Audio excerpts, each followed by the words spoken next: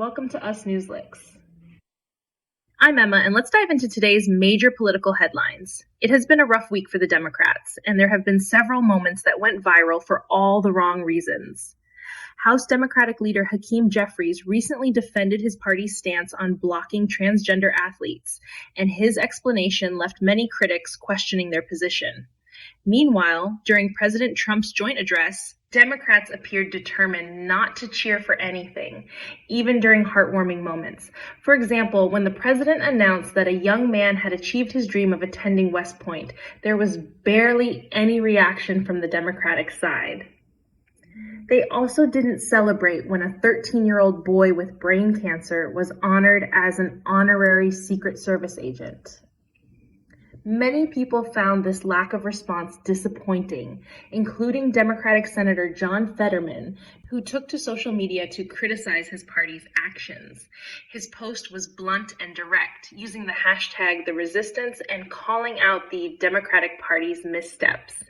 Meanwhile, California Governor Gavin Newsom has also been making waves by breaking with his party on the issue of transgender athletes in women's sports. This division within the Democratic Party is becoming more apparent. And House Speaker Mike Johnson wasted no time in slamming them for their lack of leadership. He pointed out that they don't have a clear vision, a strong platform, or a true leader to rally behind. Instead, he said, they seem focused on opposing Trump and his America First agenda at any cost. Adding to the controversy, 10 Democrats joined Republicans in voting to censure Congressman Al Green for heckling President Trump during his address. One of those Democrats, a congressman from California, explained his decision, saying that the party should be focusing on holding Trump accountable for the economy rather than getting distracted by these unnecessary theatrics. He expressed frustration that the Democrats have turned the conversation away from issues like layoffs and the impact on veterans. Instead of pushing a strong platform, he feels they are engaging in embarrassing behavior that only hurts their credibility.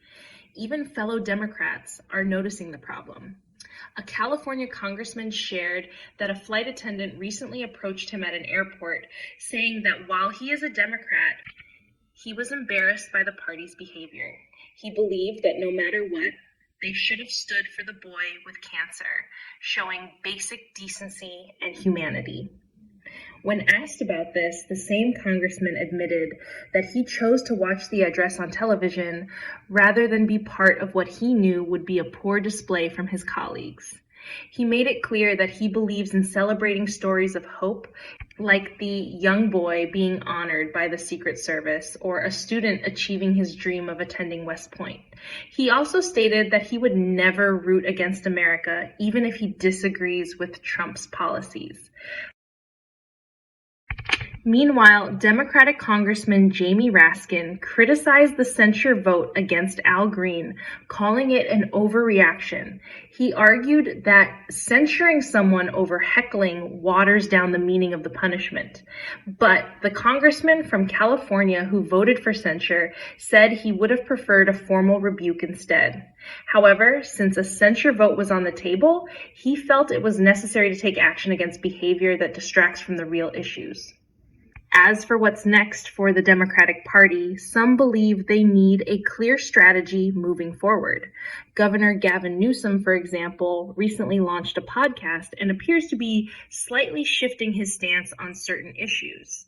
But according to the California congressman, the party doesn't need minor adjustments. It needs a full-fledged platform.